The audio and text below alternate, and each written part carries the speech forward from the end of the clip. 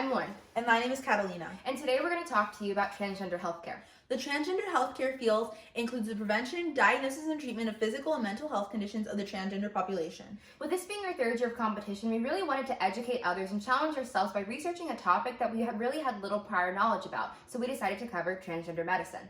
And although this can be a sensitive and controversial topic for many, the medicine and science surrounding transgender people shouldn't be affected by political and societal views. And in order to become a part of this very interesting field, as either an endocrinologist, surgeon, or psychologist, one will usually have to go through a very extensive educational path. To become a surgeon or an endocrinologist, one will have to complete a bachelor's degree, attend medical school, earn a medical license, complete residency and fellowship, as well as become licensed in their state. Surgeons will often have to include both a surgical, general surgery, and a plastic surgery residency, and endocrinologists will often have to do an endocrinology fellowship in order to reach their career goals. Either these career paths will take 14 to 15 years to complete after high school graduation. In order to become a psychologist, one must obtain a bachelor's, master's, and doctoral degree in either psychology or related subjects, as well as complete a 2-year internship and obtain a state license in psychology. This normally takes around 16 years. So what exactly do these professions do? Well, surgeons will examine patient files and history, outline the risks and benefits of surgery, and complete gender-affirming surgery and procedures. Psychologists diagnose and treat mental disorders, complete administrative tasks, and provide referral services. And finally, endocrinologists will look for and diagnose signs and symptoms of hormonal imbalances and give advice on diet, nutrition, and hygiene in relation to the endocrine system.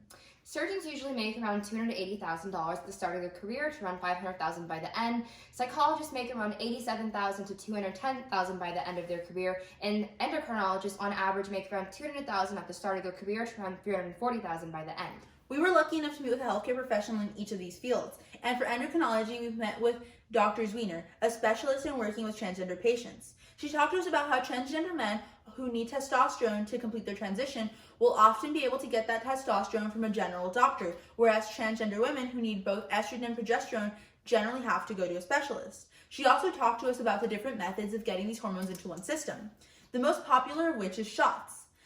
Shots often are used because they can easily help increase doses. However, patches and topical creams can also be used. They tend to be a bit more expensive though, and can become ineffective, especially in the Houston heat where they tend to slide off. For many patients, starting hormone therapy is the first step, whereas surgery is the second. So surgeons use surgical procedures and surgeries to help patients transition into their preferred gender.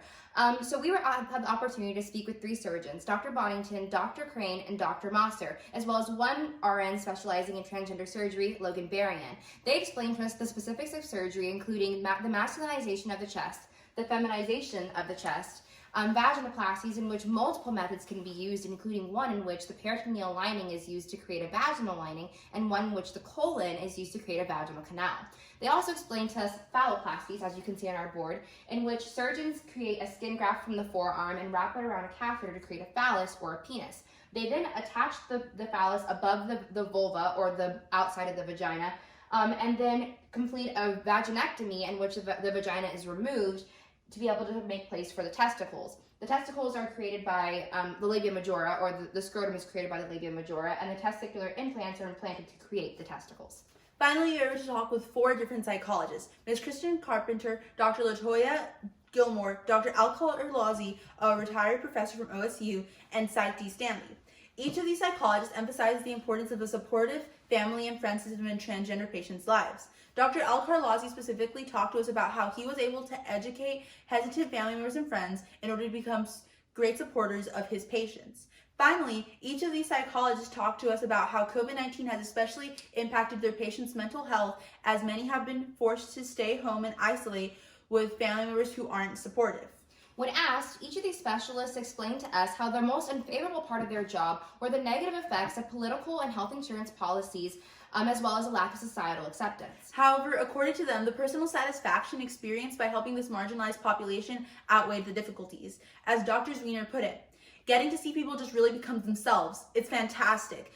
You just get to see them blossom into who they are supposed to be. So, we encourage you to learn more about this growing field of medicine. The societal acceptance of the transgender community is controversial, but transgender medicine should not be. Thank you so much for your time. And have a great day.